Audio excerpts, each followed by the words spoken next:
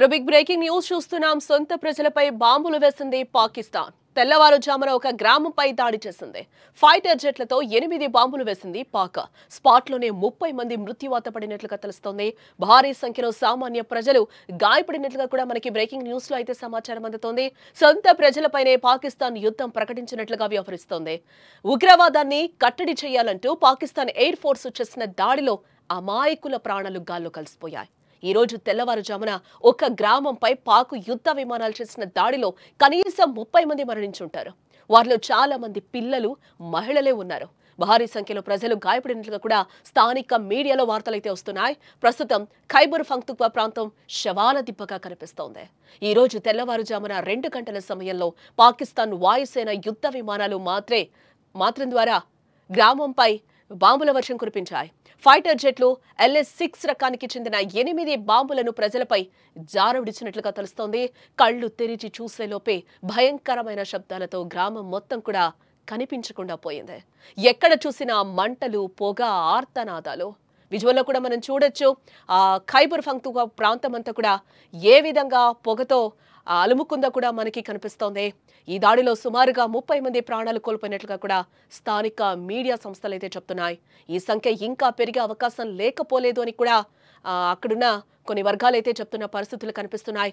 ఈ దాడిలో పెద్ద సంఖ్యలో ప్రజలు, ముఖ్యంగా చిన్న పిల్లలు, మహిళలు తీవ్రంగా గాయపడినట్లుగా సమాచారం.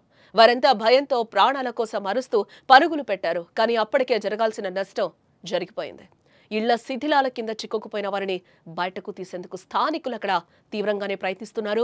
సహాయక బృందాలు కూడా ఆలస్యంగానే అక్కడికి చేరుకుంటున్న సిచ్యువేషన్స్ కనిపిస్తున్నాయి.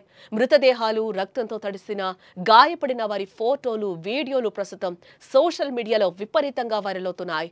ఈ దాడిపై పాకిస్తాన్ ప్రభుత్వం ఇప్పటి వరకు కూడా అధికారికంగా స్పందించలేదు. ఉగ్రవాద వ్యతిరేక ఆపరేషన్లలో భాగంగానే ఈ దాడులు జరిగాయని పాక్ ఆర్మీ వర్గాలైతే చెప్తున్నాయి. ఇలా పాకిస్తాన్లో ఉగ్రదాడులు, అంతర్గత కల్లోలాలు కొత్తేం కాదు. ఈ ఏడాది జనవరిలో ఉగ్రదాడులు అంతకు ముందు నెలతో పోలిస్తే ఏకంగా 42% పెరిగాయని Pak institute for conflict studies and security studies నివేదిక అయితే వెల్లడించింది. బలోచిస్తాన్ తర్వాత అత్యధికంగా ఉగ్రదాడులు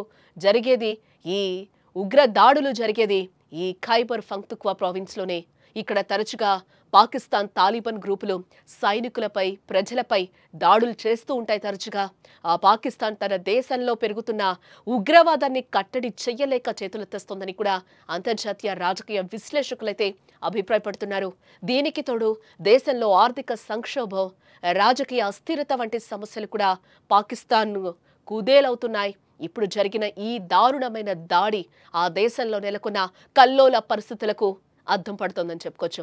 సొంత దేశంలో ప్రజలు సురక్షితంగా లేకపోవడం, తమ ప్రభుత్వం తమను రక్షిస్తుందనే నమ్మకాన్ని కోల్పోవడం పాకిస్తాన్లో ప్రజల్లో కనిపిస్తోందని కూడా మనం ఇక్కడ చెప్పుకోక తప్పదు.